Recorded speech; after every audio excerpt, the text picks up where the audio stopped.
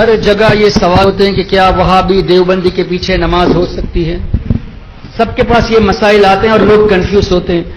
جماعت کا ثواب چلا جائے گا، سنی مسجد نہیں ہے، جمعہ کیسے پڑھے؟ محترم حضرات، بالفرض اگر آپ کو سنی امام کہیں ملے ہی نہ تو نہ آپ کے اوپر جماعت واجب ہے، نہ جمعہ واجب ہے، نہ عید واجب ہے.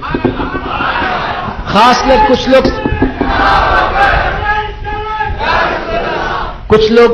کئی لوگ میسج کرتے ہیں سعودی سے، کویت سے کہ حضرت یہاں سنی مسجدیں نہیں ملتی، ہم جمعہ کیسے پڑھے، عید کیسے پڑھے؟ تو ہمارا سمپل سا جواب، امام سنی نہیں تو نہ جماعت واجب، نہ جمعہ واجب، نہ عید واجب. جو چیز تم پر واجب ہی نہیں ہے اس کے پیچھے تم لڑتے کیوں جاتے ہوئے؟ اچھا، پھر دوسری بات یہ ہے، میں نے یہ جو جملہ کہا وہ سمجھانے کے لیے کہہ رہا ہوں، اللہ تعالیٰ معاف کرے میری غلطی ہوئی ہو تو. ہم ان کے پیچھے صرف اور صرف اس لیے نماز نہیں پڑھتے کہ انہوں نے ہمارے آقا کو اپنے جیسا بشر بتایا.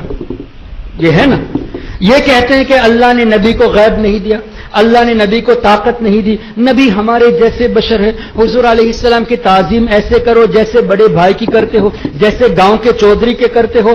اسماعیل دہلوی کا نام سنا ہے آپ نے؟ وہابیوں کا امام.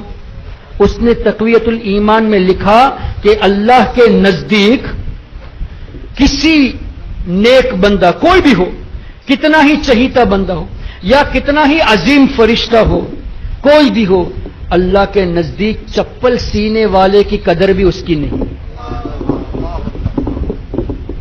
چمار سے بھی زیادہ ذلیل ہے.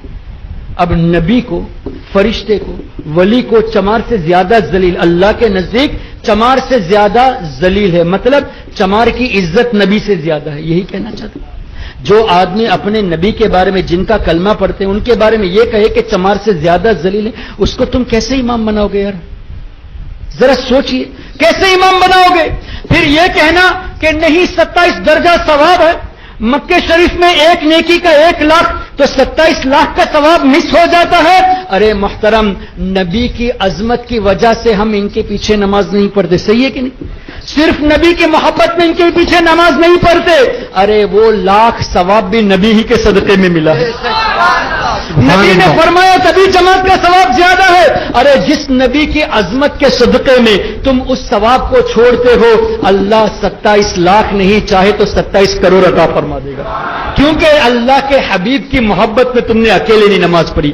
تو اکیلے نماز پڑھیے اس امید پر کہ یا اللہ تیرے حبیب کے گستاخوں کے پیچھے نماز پڑھ کر ہم اپنے ایمان کو برباد نہیں کرنا چاہتے، اس لیے ہم نے اکیلے نماز پڑھی تو انشاءاللہ اللہ چاہے گا تو 27 کروڑ درجہ عطا فرمائے گا. تو آپ کبھی اس کی فکر مت کیجئے. وہابی، غیر مقلد، اہل حدیث، ان کا ایمان ہی نہیں تو ان کے پیچھے نماز کہا. پھر آپ نے ان کو امام بنا لیا تو اس کو مقتدا، پیشوا، مسلمان مان لیا. اور جس کا عقیدہ حد کفر تک پہنچ گیا، جس کا عقیدہ کفریہ ہے، اس کو مسلمان ماننا ہی خود کفر ہے. تو آپ ثواب کے پیچھے جاتے ہو لیکن پتا چلا کہ ایک بد عقیدے کو آپ نے مسلمان مان لیا، کافر کو آپ نے ایمان والا مان لیا، پھر اس کو اپنا امام بھی مان لیا. تو اپنے ایمان کی آپ خبر لیجئے. تو سیفٹی تو اسی میں ہے کہ آپ سنی امام نہ ملے تو نماز اکیلے پڑھے، اور اگر آپ 3-4 لوگ ہوں تو آپ آپس میں جماعت کر کے آپ جماعت کا ثواب حاصل کر لیجئے. ہرگز وہابی کے پیچھے مت پڑھیے. کوئی یہ بھی کہتا ہے کہ نہیں کچھ مسجدیں ایسی ہوتی ہیں جہاں ہم کو پتہ نہیں کہ امام سنی ہے یا وہابی ہے، سنی ہے یہ دیوبندی ہے، ہم کو پتہ نہیں. تو ایسی جگہوں پہ ہم کیا کریں؟ تو احتیاط تو یہی ہے کہ ایسی جگہ پہ بھی اکیلے ہی نماز پڑھے. اس لیے کہ اللہ نے ہمیں عقل دی ہے، ہم عقل سے سوچ سکتے ہیں. آپ اس مسجد میں جب کبھی جاؤ تو دیکھو کہ مقتدیوں کے چہرے کیسے ہیں، نورانی چہرے یا ایسے ہی ہے، وہ تو آپ پہچان کر سکتے ہیں نا. آپ مجھے سچے دل سے بتائیے، آپ گوگل میں جا کے سنی علماء کے نام کو پیش کر دیجئے، کیسے کیسے نورانی چہرے آپ کو نظر آئیں گے. اور اسی طرح آپ جو ہے نا کچھ وہابیوں کے نام ٹائپ کر دیجئے، ناصر الدین البانی ٹائپ کر دیجئے، ابن عبد الوہاب نجدی نام ٹائپ کر دیجئے، عثیمین کا نام ٹائپ کر دیجئے. آپ کو ایسے سڑے ہوئے چہرے، آنکھ بند کیے ہوئے، بالکل بلائنڈ چہرے نظر آئیں گے. اس سے کیا پتہ نہیں چلتا کون ایمان والا ہے، کس کے دل میں محبت رسول ہے. آپ ہمارے شہباز ہندوستان کا چہرہ دیکھ لیجیے، تاج الشریعہ کا چہرہ دیکھ لیجیے، آپ ہمارے مفتی مجیب اشرف صاحب کا چہرہ دیکھ لیجیے. دیکھ کے ایمان میں تازگی پیدا ہوتی ہے. اور ان کے چہرے دیکھتے ہیں تو گھن محسوس ہوتی ہے. تو آپ ان کی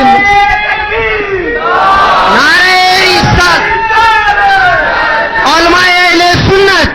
ارے یہ تو امام کی بات ہوئی. آپ عوام کو بھی دیکھیے کہ کہیں بڑے بھائی کا کرتا اور چھوٹے بھائی کا پیجامہ تو نہیں ہے, کہیں ماتھے پہ شامی کباب تو نہیں ہے, کہیں مونچھیں جو ہے نا نکال تو نہیں دی, ٹکلا تو نہیں.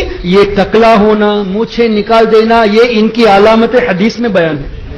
آلریڈی ہمارے آقا نے ان کی علامتیں بیان کر دی.